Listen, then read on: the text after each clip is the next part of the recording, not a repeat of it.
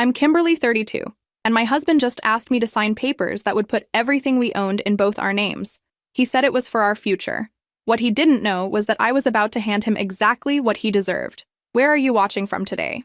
Drop your location in the comments below and hit that like and subscribe button if you've ever felt like something wasn't quite right but couldn't put your finger on it. You'll definitely want to stick around for what happened next. Let me back up to January, when this whole thing started. David walked into our cramped apartment that Tuesday evening with this ridiculous grin on his face, like he'd just solved world hunger or something. He had papers in his hand and this energy that made me immediately suspicious. After 8 years of marriage, I knew his tells. "Baby," he said, spreading documents across our tiny kitchen table like he was presenting the crown jewels. "I've got the opportunity of a lifetime here." I glanced at the papers while stirring pasta. Mortgage pre-approval letters, car loan applications, credit card offers. My stomach dropped, but I kept my voice neutral. What kind of opportunity? A house, Kim. Not just any house. A real house. 4 bedrooms, 3 bathrooms, 2-car garage in Maplewood Heights, and cars to match. We're talking about finally living like we deserve. Maplewood Heights, where the lawyers and doctors lived, where I'd driven through on Sunday afternoons, windows down, imagining what it would feel like to belong somewhere like that. "David, we can't afford Maplewood Heights. My salary is good, but it's not miracle worker good." He laughed, that confident laugh that used to make me feel safe, but now made me wonder what I was missing. "That's the beauty of it. Your promotion is coming through, right? That 40% salary increase you mentioned?" I had mentioned that 3 months ago, before my boss decided to restructure the department and freeze all promotions indefinitely. I'd told David about the setback, but apparently selective hearing was one of his many talents. "And my business is finally taking off," he continued, not waiting for my answer. "The Hendricks contract is practically signed. Peterson Industries is interested. We're talking serious money, Kim, the kind that makes everything we've done worth it." I'd heard about these contracts before. They were always practically signed or almost finalized. Funny how none of them ever actually materialized into bank deposits. "So, what exactly are you proposing?" I asked, though I already knew I wasn't going to like the answer. "We leverage your current income and my future earnings. Take out mortgages, car loans, the works. Build the life we've always talked about." He gestured around our apartment with obvious distaste. "No more living like college students. And if your contracts don't come through?" His expression shifted, just slightly. The confidence wavered for maybe 2 seconds before snapping back into place. "They will. But if something unexpected happens, we'll figure it out. We always do. Right. We always figured it out." By we, he meant me working overtime while he figured out why his latest sure thing had fallen through. But looking at those papers, at his hopeful face, at the pre-approval letters that could actually get us that house, I felt something I hadn't expected. Not excitement, exactly. More like clarity. "Okay," I said quietly. "Let's do it." His face lit up. "Really? You mean it?" "On one condition." His smile faltered slightly. "What condition?" "Everything gets financed. No down payments from our savings. No cash purchases. Everything goes through banks with proper documentation."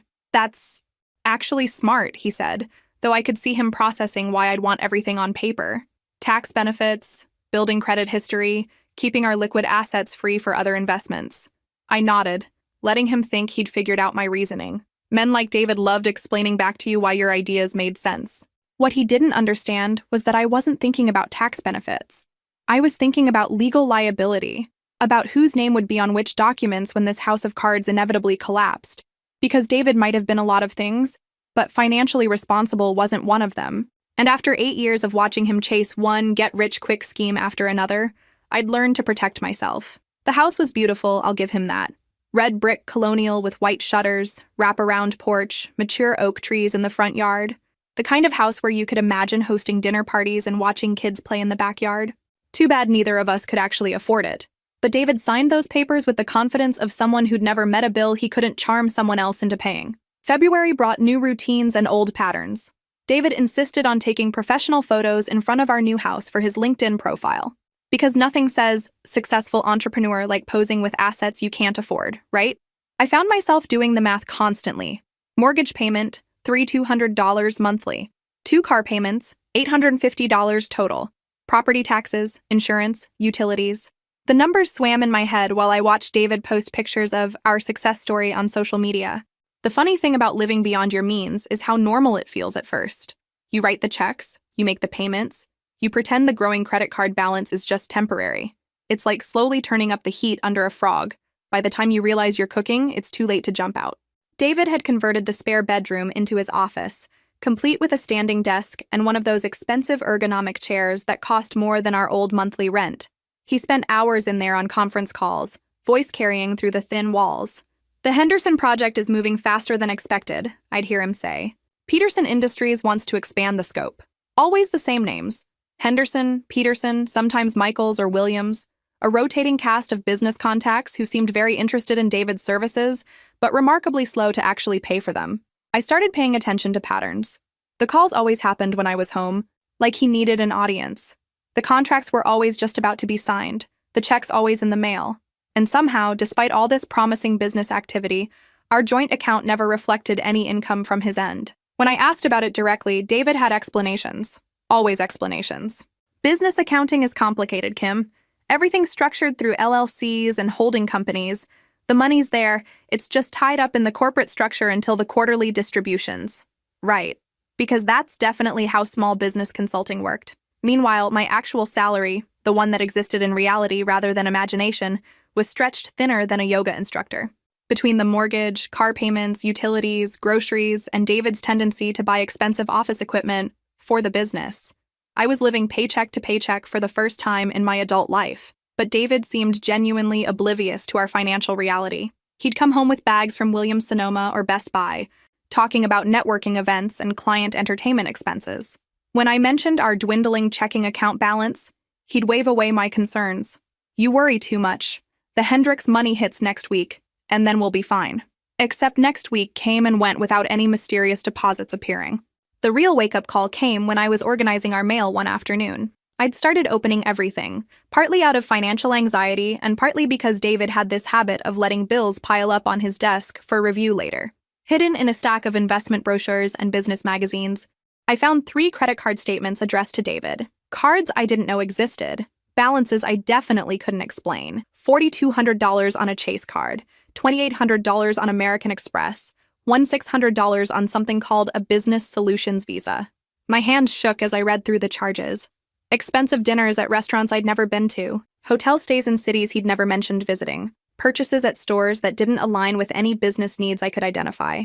When David came home that evening, I had the statements laid out on the kitchen counter like evidence at a crime scene. "We need to talk about these," I said, keeping my voice steady. He glanced at the papers and immediately shifted into damage control mode. "Oh, those. Yeah, I've been meaning to mention the business credit situation." Business credit situation? For tax purposes, I had to separate personal and business expenses. These are all legitimate business costs, client entertainment, travel, equipment purchases. The accountant recommended setting up dedicated business credit lines. "David, this looks like $8,000 in credit card debt. Investment, not debt. There's a difference. Everything here generates business value that'll pay for itself 10 times over." I picked up the American Express statement and pointed to a $400 charge at a steakhouse in downtown Charlotte. "What business value does dinner at Morton's generate?" "Client entertainment for the Peterson Industries contract. I told you about that dinner." Except he hadn't told me about any dinner, or any trip to Charlotte, or any client meetings that required 4-star hotel accommodations. "Kim, you have to trust me here. I know it looks like a lot, but this is how business works.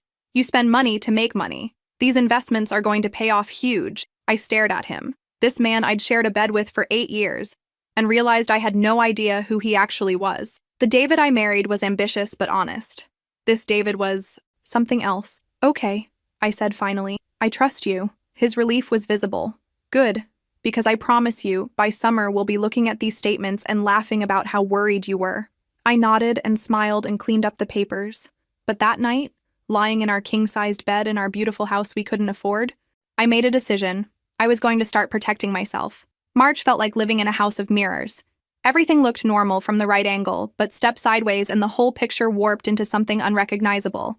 David's morning routine had evolved into performance art. He'd emerge from his office each day around 8 a.m., dressed like he was heading to board meetings, checking his phone with the focused intensity of someone managing international crises. "Big day today," he'd announce, grabbing his coffee and kissing my cheek. "Hendricks wants to move up the timeline on phase 2. I'd learned to decode David's speak by now. Big day meant more mysterious phone calls from his office.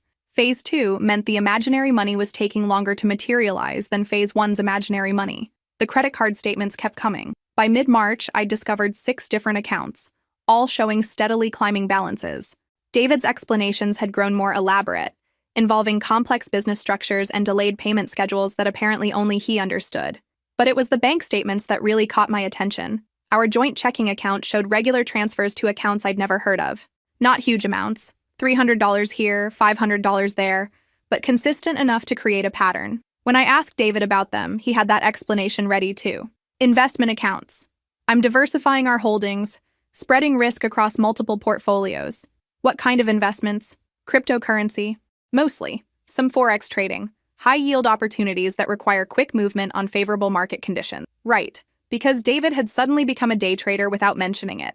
The thing about lies is they require maintenance. Like houseplants or vintage cars, you have to keep feeding them attention or they die. David was spending more and more energy keeping his story consistent, which meant longer hours at the office and less availability for questions about mundane things like bills or budgets. I'd started my own filing system. Every bank statement, every credit card bill, every suspicious receipt got photographed and stored in a folder on my laptop titled Home Office Organization. David never asked what I was organizing. The breakthrough came on a Thursday afternoon when David left his laptop open while taking a phone call on the back porch. I wasn't snooping exactly. I was walking past his desk when I saw an email notification pop up on the screen from someone named Rebecca Torres. The preview text was enough to stop me in my tracks. The accounts are set up as discussed. Transfer when ready. I glanced toward the porch, where David was still talking animatedly about quarterly projections or market volatility, or whatever he discussed during these marathon phone sessions. Without really deciding to, I clicked on the email. What I found was 6 months of correspondence about something called Torres Consulting Solutions. Rebecca Torres, apparently, was David's business partner. The business partner he'd never mentioned, in a company I'd never heard of. The emails painted a picture that made my stomach clench. David and Rebecca had been operating a consulting business together since last fall. They had shared bank accounts, shared clients, and based on the tone of their communications, shared a lot more than just professional interest. But here's what really made my hands shake. The money was real. The Hendricks contract David kept talking about? It had been completed and paid in full 3 months ago. Peterson Industries? They'd signed a 6-figure deal in February. All those mysterious clients whose checks were perpetually in the mail had actually paid up. The money existed. It just wasn't coming to our joint account. I scrolled through email after email, watching David's double life unfold in real time. Business trips that were really weekend getaways with Rebecca. Client dinners that were romantic evenings at expensive restaurants. Even vacation photos from Cabo that Rebecca had sent with a subject line reading, "Missing you already." My husband wasn't just bad with money, he was stealing from our marriage to fund his affair. I heard the back door open and quickly closed the laptop, my heart hammering against my ribs. David walked back into his office, phone still pressed to his ear. "Absolutely. We can accelerate the timeline," he was saying. "Rebecca and I discussed this yesterday and we're confident about the delivery schedule." Rebecca and I. Like they were a team. Like they were partners in every sense of the word. I walked calmly to our bedroom and closed the door before the tears came. Not tears of heartbreak exactly. Tears of rage, of betrayal, of absolute crystal clarity about what I needed to do next. David thought he was playing chess while I played checkers. He thought I was the financially naive wife who wouldn't notice his increasingly creative accounting methods. He thought wrong. That evening, I made dinner like normal. We watched TV like normal. We went to bed like normal. But nothing was normal anymore because now I knew. The beautiful house, the expensive cars, the lifestyle upgrade I'd been so worried about affording, we could afford all of it. David just didn't want to afford it with me. So I was going to make sure that when this marriage ended, he got to keep exactly what he'd earned through his deception, which was going to be a lot less than he expected. April brought spring cleaning, though not the kind David was expecting. While he spent his days building the business with Rebecca, I spent mine building something of my own. A very careful, very legal financial strategy. The phone call that changed everything came on a Tuesday morning while I was reviewing our mortgage statement. David answered from his office, and I could hear his voice shift into that overly casual tone he used when he was about to lie. "Bridge loan?" he said, like he was surprised by the concept. "Yeah, we've discussed that possibility. The Hendricks payment is just delayed by their accounting department." Bridge loan. I grabbed a pen and wrote it down. "Right. No, I understand the timeline pressure," David continued. "Maybe 2 weeks? Maximum 3. We'll have the full payment by then, plus penalties for the delay." After he hung up, I knocked on his office door. Everything okay? Just business stuff, he said without looking up from his computer. Sometimes clients need a little extra time to process payments. Growing pains of a successful company. Right. Growing pains. That afternoon, I did something I'd never done in 8 years of marriage. I stopped payment on our mortgage. Not permanently. Just for April. I called the bank and explained that there had been a banking error, and I needed to delay the automatic payment by a few weeks while it got sorted out. The customer service representative was understanding and accommodating. These things happen, she said. But here's the thing about mortgage payments. They don't disappear just because you don't make them. They accumulate. They generate late fees. They create paper trails and legal obligations that somebody eventually has to deal with. I also started making strategic decisions about our other monthly obligations. The car payments? Delayed by a week, then 2. The credit cards David had been using for his business expenses? Minimum payments only, letting the balances grow. Each decision was carefully calculated. Nothing that would immediately trigger collections or damage our credit scores. Nothing that would set off alarms in David's carefully constructed fantasy world. Just strategic delays. Meanwhile, I began what I thought of as Operation Personal Protection. Every paycheck, before David could see the deposit, I transferred money to my mother's account. Not huge amounts that would be noticeable, but consistent contributions that I explained as family financial support. Mom's property taxes are higher this year, I told David when he questioned a $500 transfer. She needed some help with the spring payment. Your mom can't handle her own property taxes? David asked, though he seemed more annoyed about the interruption to his work than actually concerned about my mother's finances. She's getting older, David. Sometimes family needs help. He nodded absently and returned to his computer screen, to his secret emails with Rebecca, to his elaborate fiction about why the money kept flowing out instead of in. The beautiful irony was that David, in his infinite business wisdom, had insisted on putting both our names on everything. The house, the cars, the credit cards, all the financial obligations he'd talked me into. For tax purposes, he'd said. For optimal financial planning. What he hadn't considered was that joint ownership meant joint responsibility. Whatever happened to those obligations would legally be as much his problem as mine. By the end of April, I'd accumulated 4 weeks of strategic financial delays. Late fees were starting to accumulate, payment schedules were getting confused, but our credit scores hadn't taken any serious hits yet. And more importantly, David remained completely oblivious. He was too busy managing his double life to notice that his wife had started playing an entirely different game. The most satisfying part was watching him continue his charade. Every morning, he'd dress for success and head to his office to conduct important business with his imaginary schedule of client meetings. Every evening, he'd return with stories about productive conversations and promising developments. Meanwhile, I'd started documenting everything, not just the financial irregularities, but David's own words. The lies about client payments, the explanations about delayed contracts, the promises about money that would never arrive in our joint account because it was already sitting in accounts I wasn't supposed to know about. One evening in late April, David came home with champagne and Thai takeout from our favorite restaurant. "What's the occasion?" I asked, though I was pretty sure I could guess. "Peterson Industries came through," he said, popping the cork with theatrical flair. "6 figures, Kim. This changes everything." I smiled and accepted the champagne, letting him toast to our bright financial future, while I mentally calculated how many mortgage payments I could afford to delay with information like this. "That's wonderful," I said, clinking glasses with him. "When do you expect the money to come through?" "Should hit the account any day now," he lied with practiced ease. Any day now. Like the Hendricks money that had been coming any day now for 6 months. "I'm so proud of you," I told him. And I meant it. I was proud of him for being exactly as predictable as I'd expected. That night, as David slept beside me, probably dreaming about his double life with Rebecca, I lay awake planning his future. A future where he'd get to keep everything he'd worked so hard for, including all the bills. May arrived with the kind of beautiful weather that makes you believe good things are possible. I was working in our garden on a Saturday morning, pulling weeds and pretending our marriage wasn't falling apart, when opportunity knocked. Actually, opportunity rang. David's phone, left carelessly on the kitchen counter while he showered, buzzed with an incoming email notification. I wasn't planning to look, honestly, but Rebecca Torres's name in the preview text was like a magnet for my eyes. Before I could stop myself, I was reading their latest exchange about weekend plans and how much she'd missed him during his family obligations. Family obligations. That's what I'd been reduced to. But this email was different. Instead of romantic planning or business strategy, Rebecca was sending him what looked like financial statements, bank account summaries showing deposits that made my chest tighten with recognition. The Hendricks contract, $47,000 deposited in March. Peterson Industries, $63,000 deposited in April. Williams & Associates, $22,000 deposited 2 weeks ago. Every single client David had been telling me about for months. Every contract he claimed was delayed or pending or held up in corporate bureaucracy. All of them paid, in full, months ago. But the money hadn't been delayed or lost or tied up in business structures.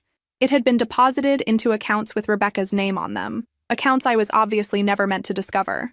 I photographed the entire email thread with shaking hands, my heart pounding so loudly I was sure David would hear it over the running shower. There were months of communications here, a complete record of his financial deception laid out in casual conversation. Transfer $15K to the Cayman account, from February. Kim's getting suspicious about the credit cards, from March. Maybe we should wait until after the divorce to buy the condo, from last week. The divorce. They were already planning my exit while I was still playing the supportive wife. I closed the phone and set it back exactly where David had left it. My hands surprisingly steady considering my whole world had just shifted off its axis. The shower was still running. David would emerge in 5 minutes, probably with some story about weekend client meetings or business conferences that would require him to be away from home. More lies. All lies. But here's what David didn't understand about me. I don't break down. I get strategic. By the time he came downstairs, toweling his hair and reaching for his phone, I was back outside pulling weeds with methodical precision. "I've got to head out for a few hours," he called through the screen door. "Peterson Industries wants to meet about expanding the project scope." "On a Saturday?" I asked, not looking up from the flower bed. "Business doesn't follow a Monday through Friday schedule, Kim. This is how real success works." "Right. Real success. With Rebecca." "Drive safely," I told him, and I meant it. I wanted him to arrive safely at wherever he was actually going, because I needed him healthy and present for what was coming next. After his car pulled out of the driveway, I went inside and made 3 phone calls. First, to my mother. "Mom, I need to transfer some more money to your account. A larger amount this time. Is everything all right?" "Honey, everything's going to be fine. I just need to move some assets around for tax purposes." Second, to our mortgage company. I explained that our automatic payment system had been having technical difficulties, and I wanted to temporarily suspend the autopay feature while we sorted things out with our bank. Third, to each of our credit card companies. Similar story. Temporary technical issues with our payment processing. Please hold all automatic payments until further notice. By Monday morning, I'd effectively paused our entire financial obligation system. Every bill, every payment, every automatically scheduled transaction was now under my manual control. David, meanwhile, had spent the weekend working and returned Sunday evening with apologies about the extended business meetings and promises that all this extra effort would pay off soon. "How soon?" I asked over dinner, cutting into the expensive steak he'd brought home as a peace offering. "Very soon. Baby, I'm talking life-changing money, the kind of success that makes all these sacrifices worth it. Life-changing money." He wasn't wrong about that. I smiled and nodded and asked appropriate follow-up questions about his business prospects. I even managed to sound genuinely interested in his elaborate explanations about market opportunities and client needs. But that night, as David slept peacefully beside me, I lay awake doing math. Not the desperate math I'd been doing for months, trying to figure out how to make our expenses work with my salary. Different math. David wanted our marriage to end. He'd been planning it with Rebecca for months, probably. He'd been systematically moving money out of our joint financial picture and into accounts I couldn't access. He thought he was setting up his exit strategy. What he'd actually done was hand me the perfect blueprint for his downfall. Because while David had been planning to leave me with nothing, I'd been learning exactly how much nothing he was about to inherit. June felt like the calm before a storm, except I was the one bringing the weather. David had settled into a routine of barely controlled excitement, like someone trying to contain good news that he wasn't ready to share yet. If I hadn't read his emails with Rebecca, I might have found his behavior endearing. He'd started working later, explaining that several major contracts were moving into their final phases. He'd bought new clothes, upgraded his phone, and had started going to the gym with sudden dedication. Classic pre-divorce preparation, getting ready for his new life. Meanwhile, I'd been preparing for his new life too, just not in the way he expected. 3 months of strategically delayed payments had created a fascinating financial landscape. Our mortgage was now 90 days behind, which triggered a series of increasingly urgent communications from the bank. The car payments had accumulated late fees that were approaching the value of the actual monthly payments. Credit card companies had begun calling with courtesy reminders about overdue balances. But here's the beautiful thing about joint debt. Both names are equally responsible for everything. David remained blissfully unaware of our deteriorating financial situation because he'd trained me, over 8 years of marriage, to handle all the tedious details of bill paying and account management. Bills came to the house, I dealt with them. Payment schedules and late fees and customer service calls were my domain. He was too busy building his future with Rebecca to notice that the foundation of our current life was systematically collapsing. The most satisfying part was watching him explain away the obvious warning signs. When the bank called about our missed mortgage payments, David happened to answer the phone. I listened from the kitchen as he smoothly deflected their concerns. There's been some confusion with our automatic payment system, he told them. My wife handles the account management, and we've been upgrading our banking platform for the business. She'll get this sorted out immediately. He hung up and called to me. Kim, the mortgage people called. Something about payment processing issues? I'll take care of it, I assured him. Just some technical problems with the bank transfer system. He nodded and returned to his office, completely satisfied with an explanation that didn't actually explain anything. The credit card companies were harder to dismiss, especially when they started calling his cell phone directly about the business accounts I wasn't supposed to know about. But David had explanations for everything. Cash flow management, he'd say when I asked about the increasingly frequent calls. When you're running multiple projects with different payment schedules, you have to juggle the timing sometimes. Right, timing. By the middle of June, I'd transferred $18,000 to my mother's account. Not all at once, and never in round numbers that might trigger attention. 700 here, 1,200 there, small amounts that looked like family support or personal spending rather than systematic asset protection. I'd also started a new routine, photographing every piece of financial documentation that came to our house. Bank statements, credit card bills, late payment notices. Everything went into my home organization folder with dates and descriptions. David never asked what I was organizing so meticulously. The phone calls from creditors had become a daily soundtrack to our household. David had started letting them go to voicemail, trusting me to handle the technical issues with our payment systems.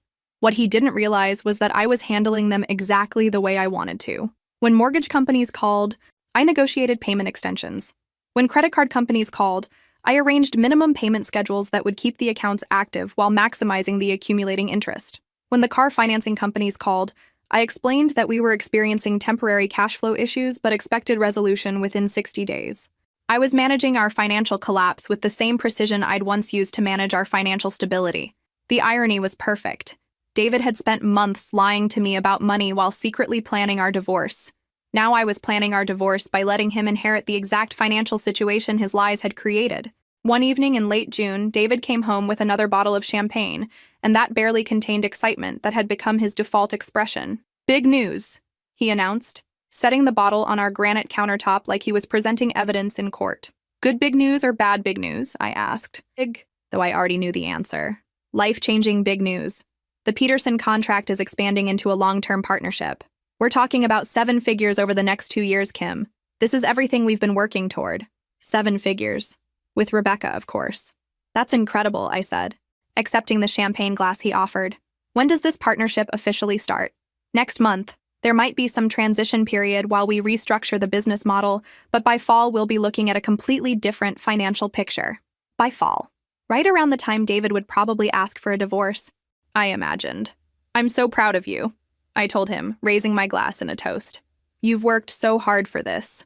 We clinked glasses and drank champagne while 6 months of unpaid bills sat in neat piles in my office upstairs, and $18,000 sat safely in my mother's account, and David's entire financial future sat poised to collapse around him like a house of cards in a hurricane. To our future, David said, smiling with genuine warmth. To getting exactly what we deserve, I replied. He laughed, thinking we were toasting the same thing. We weren't. July brought the kind of heat that makes everything feel more intense, including the growing pile of overdue notices that had become my daily entertainment. 4 months of strategically delayed payments had created quite the collection. David, meanwhile, had entered what I like to think of as his pre-divorce shopping phase. New watch, new laptop, new gym membership at the fancy place downtown. Nothing says I'm about to leave my wife like suddenly caring about your appearance after 8 years of sweatpants and old t-shirts.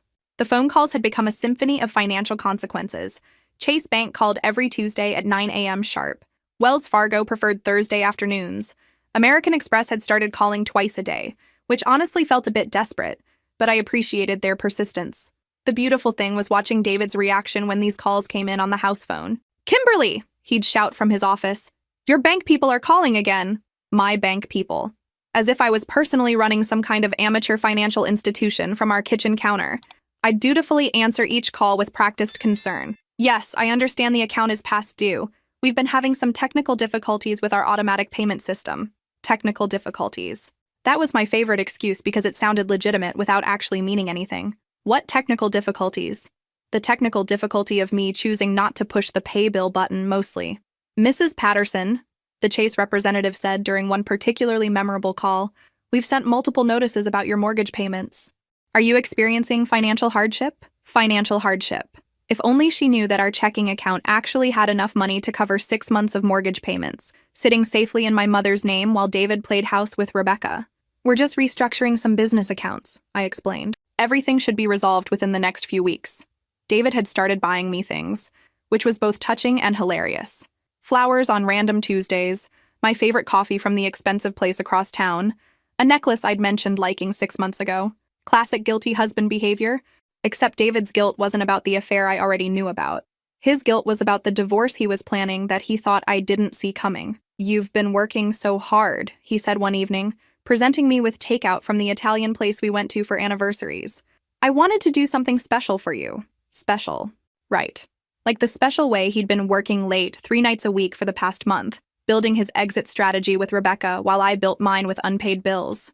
"You're so thoughtful," I told him, accepting the expensive pasta and wine like I was accepting communion, sacred lies shared between us. The credit card companies had gotten creative with their collection efforts.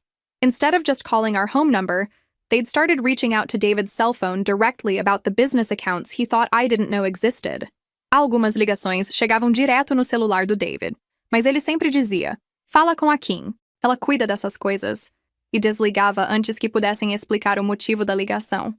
I'd watch him step onto the back porch to take these calls, his voice shifting into that smooth, confident tone he used when he needed to convince someone of something that wasn't quite true. "Cash flow timing," I'd hear him explain. Large corporate clients have complex payment processing schedules. After these calls, David would come back inside with a slightly strained expression, like someone trying to solve a puzzle with missing pieces. "Everything okay?" I'd ask with genuine-sounding concern. "Just business stuff, some accounting delays with client payments." Accounting delays. The man was practically speaking in code at this point. By the end of July, I'd transferred another $4,000 to my mother's account. Small amounts, always with plausible explanations. Mom's air conditioning repair, contribution to my cousin's wedding gift, helping with her property taxes. David never questioned these transfers because David had trained himself not to pay attention to our actual financial reality. He was too busy living in his fantasy future with Rebecca to notice that his present was systematically falling apart. One evening while David was working late again, I spread all our overdue bills across the kitchen table like a poker hand. Mortgage, 4 months behind. Car payments, 3 months behind. Credit cards, accumulating interest at rates that would make a loan shark blush. But here's what David didn't understand about joint financial responsibility. When everything goes to hell, both names go down together. The phone rang, interrupting my bill-sorting meditation. Another creditor, probably, calling to discuss payment arrangements or threaten legal action. "Patterson Residence," I answered cheerfully. "Mrs. Patterson, this is Jennifer from Wells Fargo Auto Finance. I'm calling about your vehicle payments." "Of course. How can I help you?" "We've been trying to reach your husband about bringing the account current. The system shows several missed payments, and we're concerned about the account status." Concerned about the account status. Such polite language for, "You're about to lose your cars." "My husband handles most of our business communications," I said. "He's been traveling quite a bit lately for work. Very demanding client schedule." "I understand. Could you have him call us at his earliest convenience? We'd like to discuss payment options before the situation becomes more serious." "Absolutely. I'll make sure he gets the message." I hung up and added Jennifer's number to David's phone contacts with a note. "Call about car payments. Urgent. What do you think will happen next? Drop your predictions in the comments below." David would discover that message tomorrow morning, and I'd get to watch him explain away another piece of our collapsing financial foundation. The best part was knowing that every delayed payment, every accumulating late fee, every angry phone call was building toward the exact future David thought he was creating for me. August felt like the financial equivalent of a slow-motion car accident, except I was the one who'd cut the brake lines and David was still pressing the accelerator. 5 months of strategically delayed payments had created what bank representatives were now calling a serious delinquency situation. I preferred to think of it as a learning experience for my soon-to-be ex-husband. The first official notification arrived on a Tuesday, delivered by certified mail while David was out having one of his mysterious client lunches that seemed to happen exclusively at restaurants near Rebecca's apartment. Notice of default on our mortgage. Such official language for such a simple concept. Pay up or get out. I signed for the envelope and tucked it safely into my expanding file of financial documentation. David would never see it unless he happened to check the mail himself, which had about the same probability as him suddenly developing transparency about his business dealings. The thing about David's affair was how completely it had consumed his attention. A year ago, he would have noticed changes in our mail delivery, asked questions about certified letters, maybe even opened a few bills out of curiosity. Now, he was so focused on managing his double life that he'd essentially handed me complete control of our financial reality, which was ironic, considering he was the one always lecturing me about fiscal responsibility. "Kim, have you been getting weird calls from the bank?" he asked one morning, glancing up from his phone with mild irritation. "Define weird," I said, buttering toast with careful precision. "They keep calling about payment confirmations or account reviews. I tell them to talk to you, but then they want to schedule appointments for both of us." Right. Because when you're 5 months behind on your mortgage, banks tend to want actual conversations rather than vague reassurances about technical difficulties. "I'll handle it," I assured him. "Probably just routine account maintenance." David tinha começado a mandar todas as ligações de números desconhecidos direto para a caixa postal, alegando que era spam de telemarketing, conveniente para alguém que não queria ouvir sobre contas em atraso. He nodded and returned to his phone, where I'm sure Rebecca was texting him good morning messages that were far more interesting than discussing mundane things like keeping our house. The car situation had gotten particularly entertaining. Both vehicles were now 3 months behind on payments, which had triggered a series of increasingly urgent communications from the financing companies. They'd started calling David's cell phone directly, since his name was primary on both loans. I'd watch him step outside to take these calls, his voice shifting into damage control mode. "Temporary cash flow issue," I'd hear him explaining. "Large client payments are being processed through corporate accounts with extended settlement periods." Extended settlement periods. The man could make missing car payments sound like sophisticated business strategy. What David didn't realize was that I'd been having my own conversations with the auto finance companies. Very productive conversations about payment deferrals and account restructuring options. "We understand that life circumstances can change," the Wells Fargo representative had explained. "We have several programs designed to help customers through difficult periods." Difficult periods.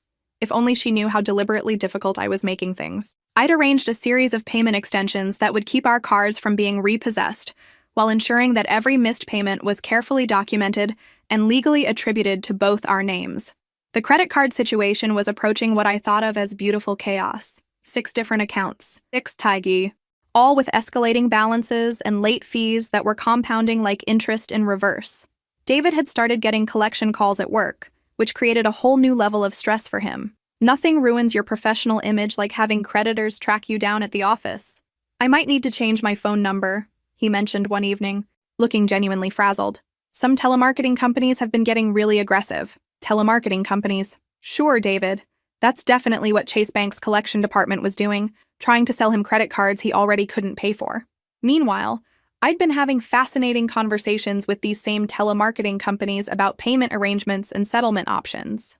"Did you know that if you miss enough payments on joint accounts, both account holders become equally responsible for the total debt, including all accumulated fees and interest?" David didn't know that, but he was about to get a very expensive education. The most satisfying part of this whole process was watching David maintain his facade of business success while our financial foundation crumbled underneath him. He'd bought a new suit the previous week. Expensive, tailored, the kind of thing you buy when you want to look successful for someone whose opinion matters to you. "Big presentation next week," he'd explained, admiring himself in the bedroom mirror.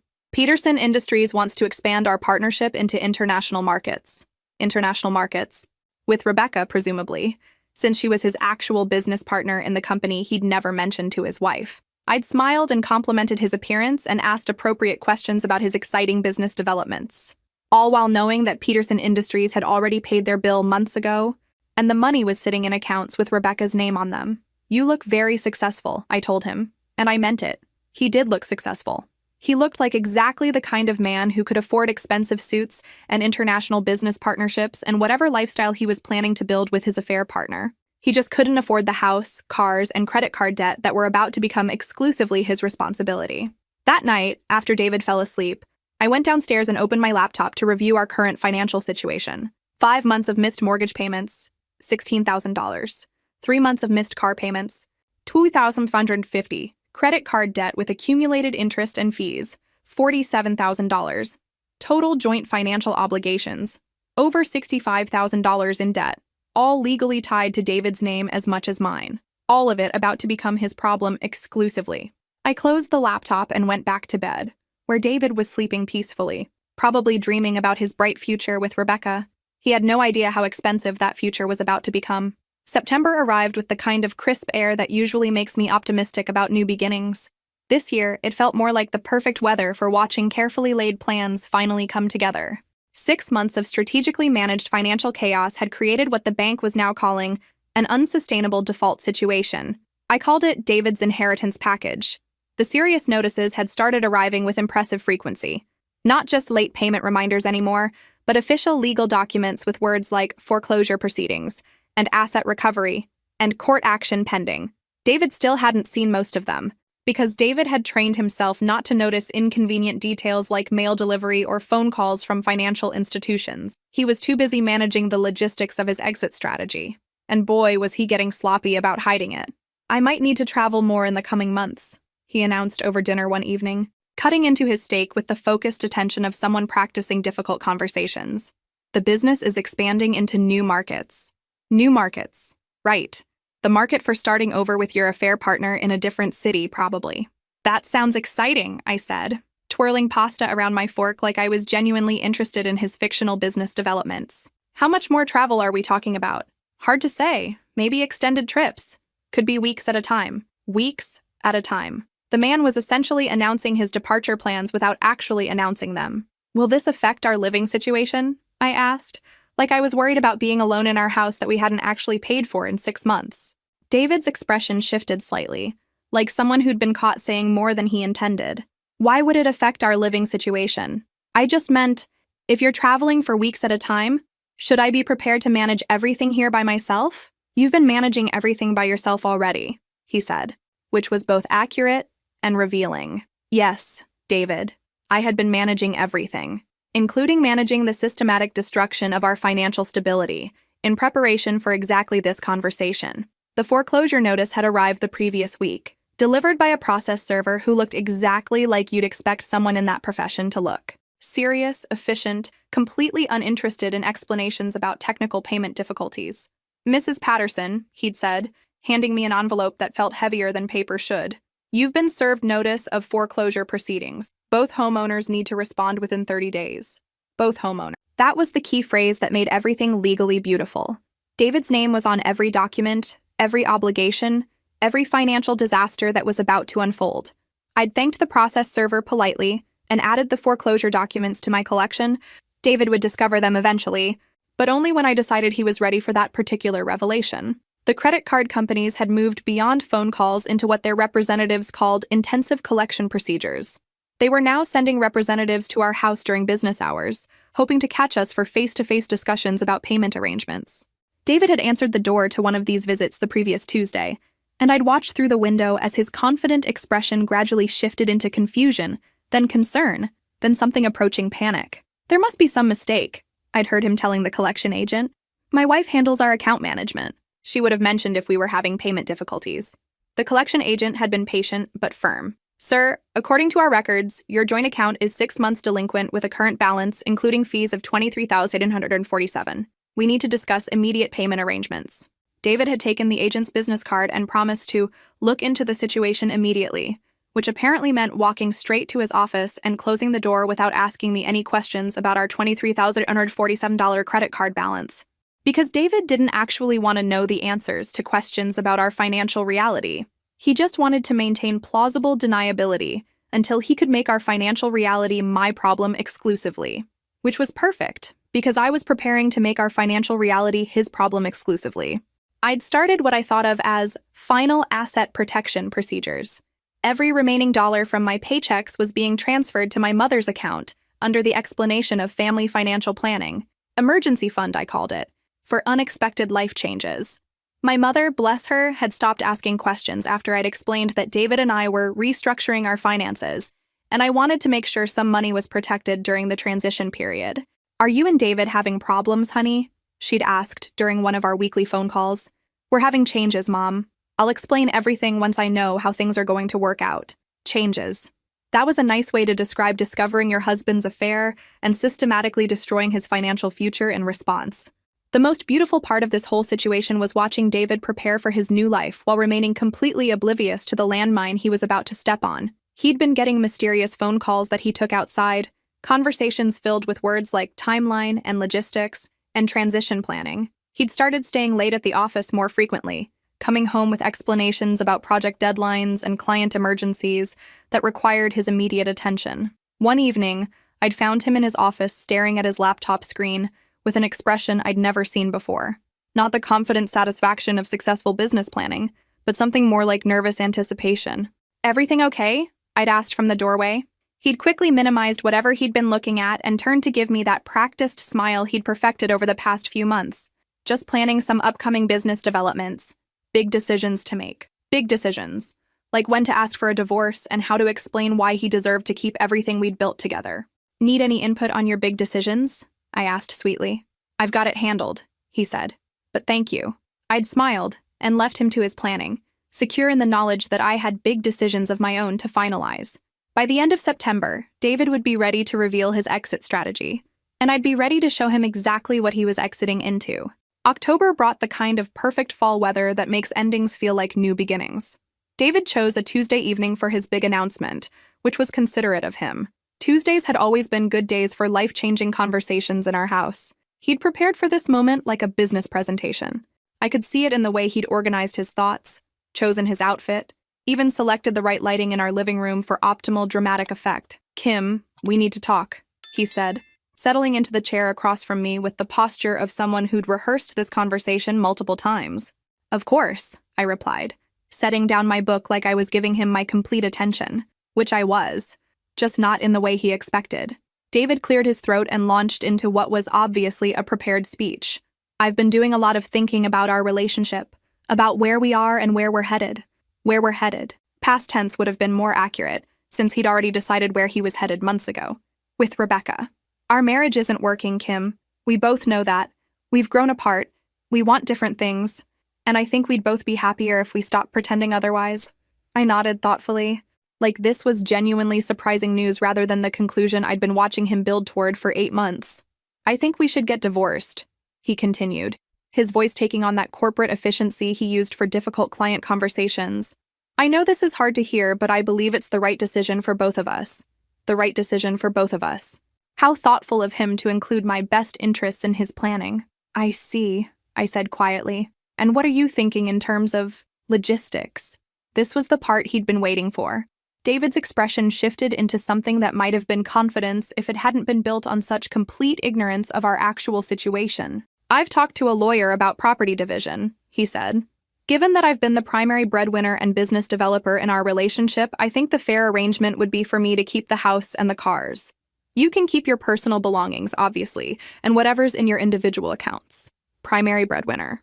I almost laughed. David's primary breadwinning had consisted of 6 months of imaginary income, while I'd paid every actual bill we had. "What about our joint accounts?" I asked. "I'll take responsibility for those as well," he said, like he was doing me a tremendous favor. "The checking account, savings, investment accounts. I'll handle the financial obligations that go with the assets." Financial obligations. If only he knew what those obligations actually included. "And I'll make sure you have enough to get started on your own," he added with practiced magnanimity. "A transition fund to help you establish independence." A transition fund? How generous. David was offering to give me my own money to help me recover from the divorce he was inflicting on me. That sounds... I paused, like I was struggling with emotions. "That sounds very fair, actually." His surprise was visible. He'd expected tears, arguments, maybe threats about what I'd tell people about the reason for our divorce. He hadn't expected calm acceptance of his generous offer to take everything while leaving me with nothing. "Really?" he said. "I was worried you might want to fight about the asset division." "Why would I fight about it?" I asked. "You've clearly thought this through carefully. If you want to take responsibility for all our joint financial obligations, that seems reasonable." Joint financial obligations. I loved that phrase because it sounded so neutral, so businesslike. Like we were discussing quarterly reports rather than 7 months of accumulated debt that was about to become exclusively his problem. Exactly, David said, his confidence building. I want to make this as smooth as possible for both of us. Smooth. That was one way to describe the financial catastrophe he was volunteering to inherit. There's one more thing, he said, his voice shifting into something harder. I know this is difficult, Kim, but you need to understand something. You've been dependent on me for a long time. Financially, emotionally, professionally. This is going to be an adjustment for you. Dependent on him. The irony was so perfect, it was almost artistic. I just want to make sure you're prepared for reality, he continued. Living on your own, managing your own expenses, building a life without the security I've provided. It's going to be challenging. He leaned forward slightly, his expression taking on what he probably thought was sympathetic concern, but looked more like condescending pity. You're going to discover what it's really like to live paycheck to paycheck. What it feels like when you can't afford the things you're used to having, when you have to make choices between paying rent and buying groceries. I stared at him. This man who'd been living off my income for 8 years while conducting an affair with money he'd stolen from our marriage. Kim, he said, his voice dropping into what was clearly meant to be his final devastating blow.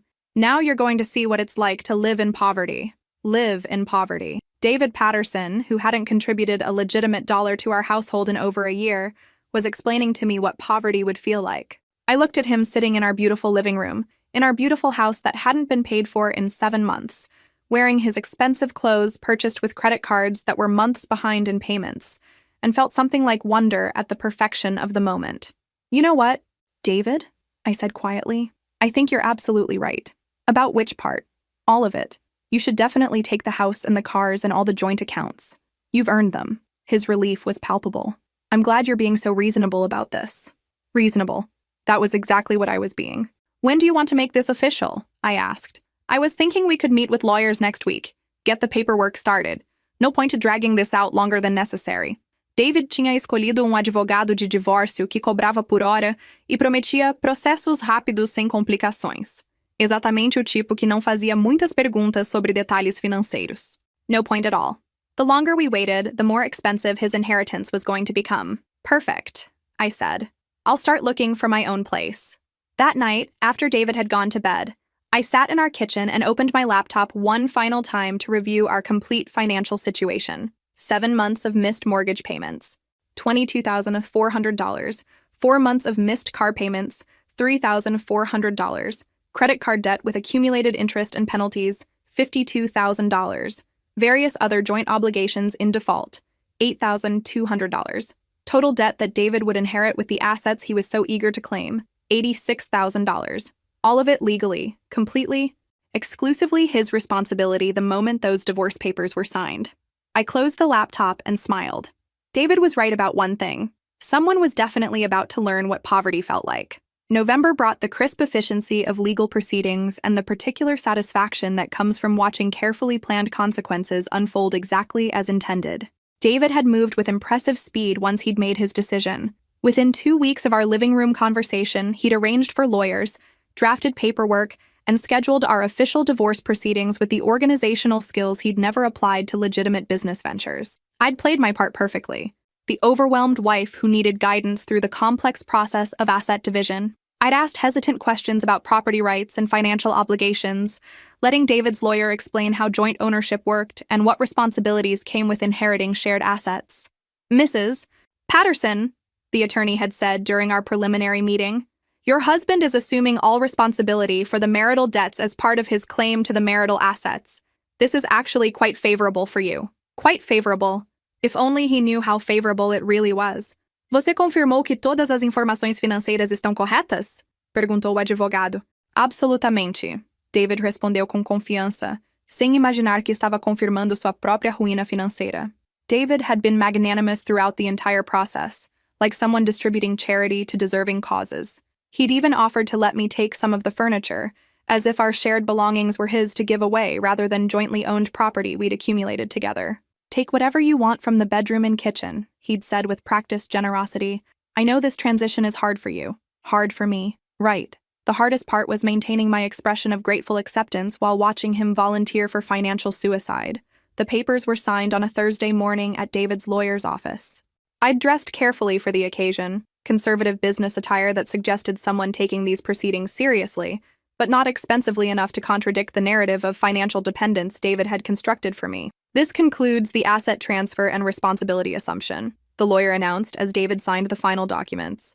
"Mr. Patterson, you now have exclusive ownership of the residence at 47 Maple Street, both vehicles, and all associated joint financial accounts and obligations. All associated joint financial accounts and obligations." Such clean legal language for what was about to become David's financial apocalypse. "Any questions about your new responsibilities?" the attorney asked David. "I think I understand everything," David replied confidently.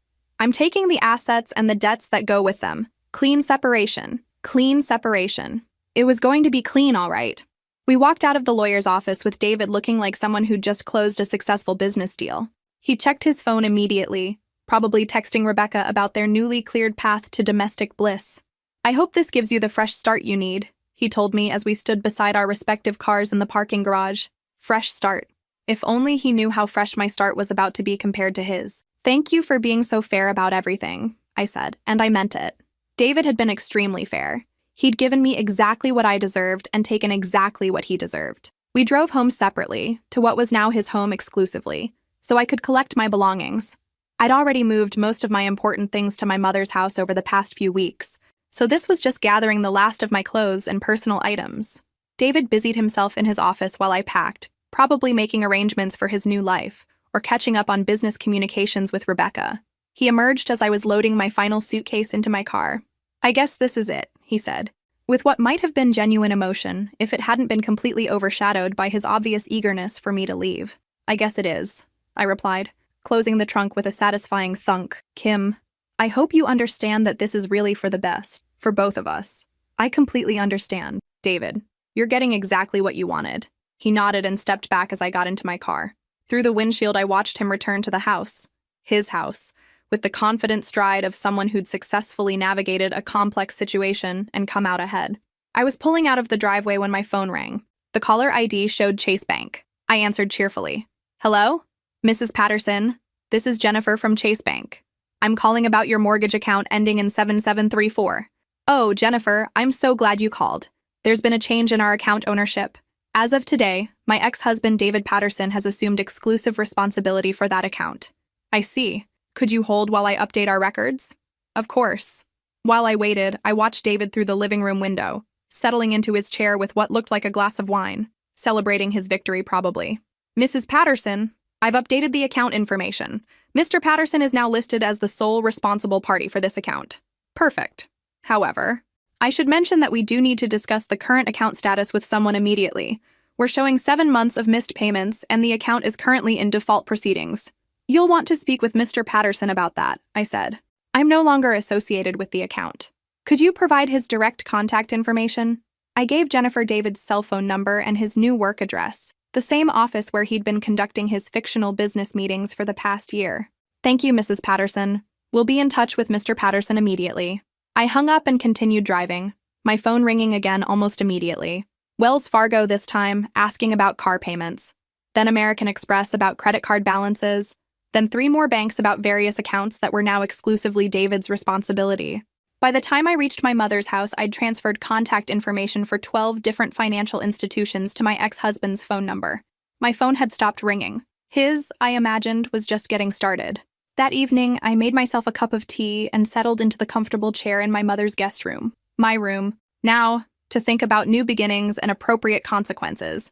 Somewhere across town, David was presumably discovering that the house he'd been so eager to claim came with $22,400 in missed mortgage payments. That the cars he'd insisted on keeping had $3,400 in overdue loans. That the joint accounts he'd taken responsibility for included over $50,000 in credit card debt he'd never known existed.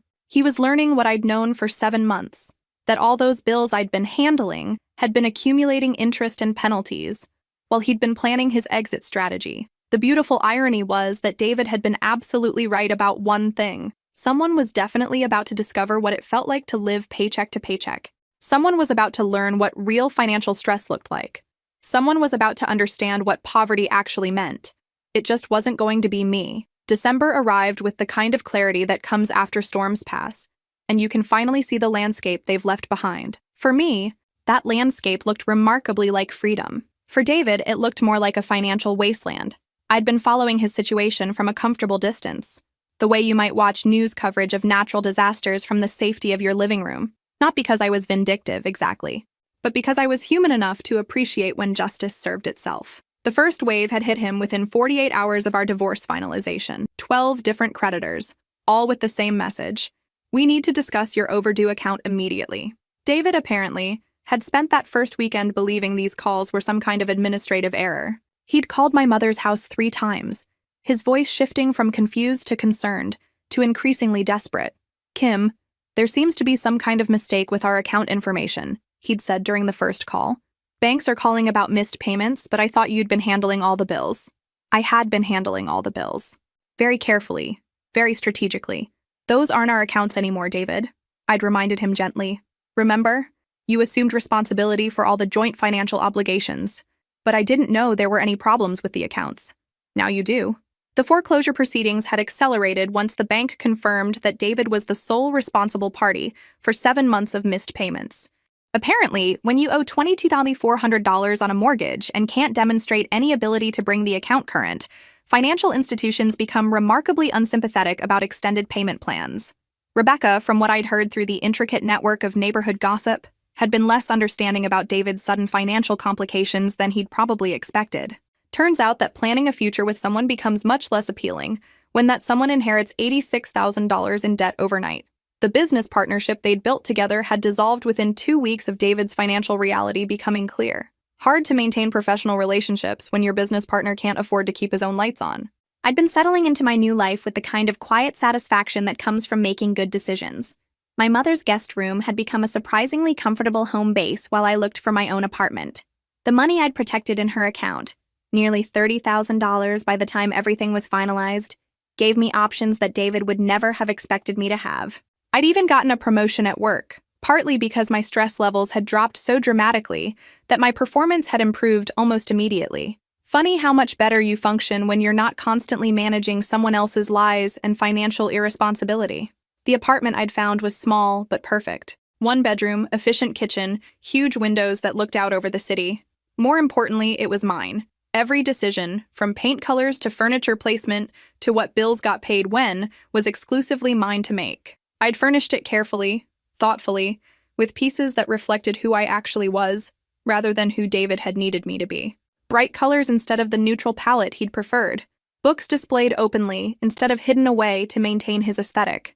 A kitchen equipped for actual cooking rather than just reheating takeout. On Christmas Eve, I was arranging flowers I'd bought myself when my phone rang. David's number appeared on the screen, and for a moment I considered not answering, but curiosity got the better of me. "Hello, David." "Kim." His voice sounded different, smaller, somehow. "I wanted to call and I wanted to talk to you about something." "Okay."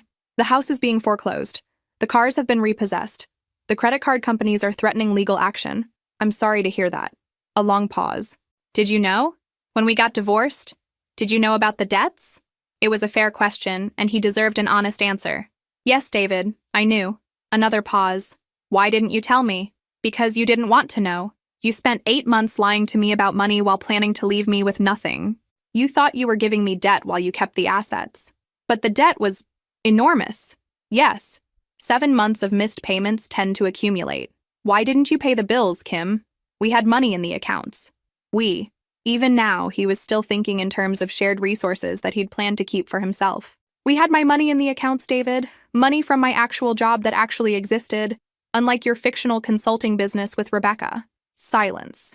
"I gave you exactly what you asked for," I continued. "You wanted the house, the cars, and all the financial responsibility that came with them. You got all of it. This is going to destroy me financially, probably, but you'll recover. You're smart, you're capable when you're not lying to yourself and everyone around you, and Rebecca demonstrated that your business ideas can actually generate income when you apply them honestly. Rebecca and that's over. I figured it might be.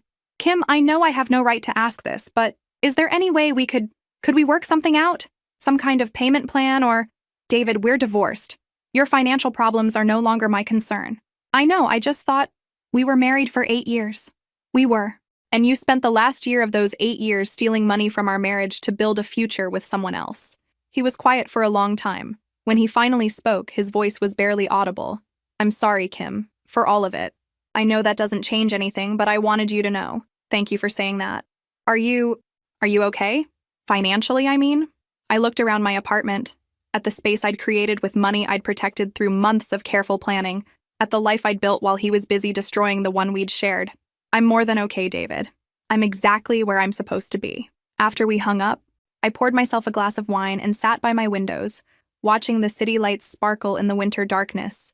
Somewhere out there, David was dealing with the consequences of choices he'd made, learning what accountability looks like when you couldn't charm or lie your way out of it. I wasn't angry anymore. I wasn't hurt or betrayed or confused about what had happened to our marriage. I was simply free from the exhausting work of loving someone who didn't value that love, free from the constant anxiety of managing finances with a partner who was systematically undermining them, free from the smaller version of myself that had been willing to accept crumbs of affection and respect. David had been right about one thing. Our divorce had given me exactly the fresh start I needed. It just wasn't the fresh start he'd planned for me. As I sat there, I thought about all the women who might be watching this story unfold, women who had recognized themselves in my situation. If this story resonated with you, make sure to like and subscribe for more real-life stories of people who found their strength in unexpected places. Because sometimes the best revenge isn't revenge at all. Sometimes it's just letting people live with the consequences of their own choices while you build something better for yourself. And sometimes when you give someone exactly what they ask for, they discover it wasn't really what they wanted after all.